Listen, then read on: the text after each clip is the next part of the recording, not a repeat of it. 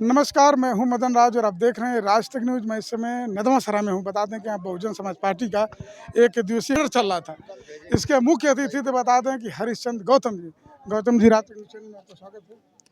बहुत बहुत आभार राज ऐसा तक न्यूज़ का, कार्यक्रम था जो आपने हमारी बात को आम जन तक पहुंचाने का प्रयास किया है। यह बहुजन समाज पार्टी की राष्ट्रीय अध्यक्ष माननीय बहन जी के दिशा निर्देश पर समस्त देश के सभी विधानसभा स्तर पर जो भी सेक्टर बने हैं, उन सभी सेक्टर में एक एक कैडर कैंप माननीय बहन जी के निर्देश पर चलाया जा रहा है। उन कैडर कैंपों में हम लोग अपने तमाम महापुरुषों के संघर्षों के बारे में, बहुजन समाज पार्टी क्यों बनाई गई, बहुजन समाज पार्टी का उद्देश्य क्या है, अपनी नेता का संघर्ष क्या है, माननीय बहन जी का संघर्ष क्या है, उसे बता करके बहन जी के चारों बार के शासनकाल की उपलब्धियों को हम लोग आम जनता तक पहुंचा रहे हैं। और सेक्टर के माध्यम से, सेक्टर कमेटी के माध्यम से बूथ तक, गांव-गांव तक इसे पहुंचा करके माननीय बहन जी को पुनः हम लोग 2027 में प्रदेश का 5वीं बार मुख्यमंत्री और 2029 में देश का प्रधानमंत्री बनाने का संकल्प ले रहे हैं। गौतम जी, अभी आप बोल रहे थे कि फर्जी भाई लोग बनकर आए हैं, तो क्या रावण की बात कर रहे हैं? निश्चित रूप से मैं किसी रावण या किसी की बात नहीं कर रहा। मैं तमाम बाबा साहब डॉक्टर अम्बेडकर, माननीय कांशीराम, गौतम बुद्ध, सावित्रीबाई फूले, महात्मा ज्योतिबा फूले के नाम से तमाम ऐसे संगठन बने हैं जिन लोगों ने एक वायदा किया था कि हम लोग सिर्फ संगठन बनाएंगे, लेकिन तमाम ऐसे लोग पार्टी बना लिए और पार्टी बना करके हमारे वोटों का डिवीजन कर रहे हैं। जबकि मान्यवर कांशीराम साहब की बात करते हैं कि मान्यवर कांशीराम साहब के मिशन को हम आगे बढ़ाएंगे, जबकि मान्यवर कांशीराम साहब ने अपने जीते जी 15 दिसंबर 2001 को माननीय बहन जी को लक्ष्मण मेला पार्क लखनऊ के अंदर लाखों की भीड़ में, पूरे देश के लोगों की भीड़ में माननीय बहन जी को अपना एकमात्र उत्तराधिकारी बनाया था।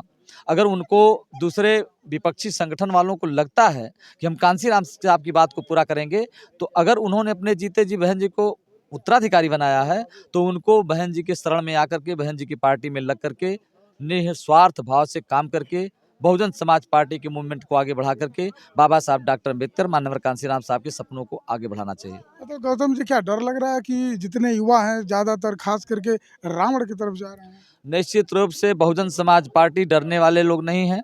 बहुजन समाज पार्टी में आज युवा बड़ी ही शानदारी के साथ, चाहे जो कुछ हो जाए, कुछ भी बात कर ले, लेकिन जब चुनाव होता है तो वही हमारा नौजवान साथी अपने बीमार बाप को कंधे पर लाता है, वही हमारा नौजवान साथी अपने विकलांग भाई को चारपाई पर उठाता है, वही बीमार भाई हमारे माँ बहनों को, बुजुर्गों को बूथ तक ले जा करके बहुजन समाज पार्टी के चुनाव निशान पर हाथी पर वोट दिलवाता है। हमें और आज भी और आने वाले भविष्य में भी अपने नौजवान साथियों पर बहुत बड़ा घमंड है। अच्छा गौतम जी, एक अभी बात कर रहे थे कि चुनाव 24 की बात, कि कुछ लोग बहकावे में आ गए, यानी समाजवादी की तरफ चल गए, तो आप लोग समझाने में नाकाम थे?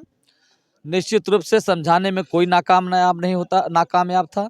हम लोगों ने भी समझाने का काम किया, उन लोगों ने भी समझाने का काम किया, लेकिन तमाम लोग लालच का मतलब, जैसे 2022 में पुरानी पेंशन हमारी बहाल हो जाएगी कर्मचारियों की, 2024 में हमें कमज़ोर दिख रही थी बहुजन समाज पार्टी, लेकिन चुनाव में आप नज़र उठा के देखो, चूँकि आप मीडिया के साथी हो, नज़र उठा के देखो तो कहीं भी किसी विधानसभा में 45-50 हज़ार से वोट कम बहुजन समाज पार्टी को नहीं मिला। कब नहीं मिला है?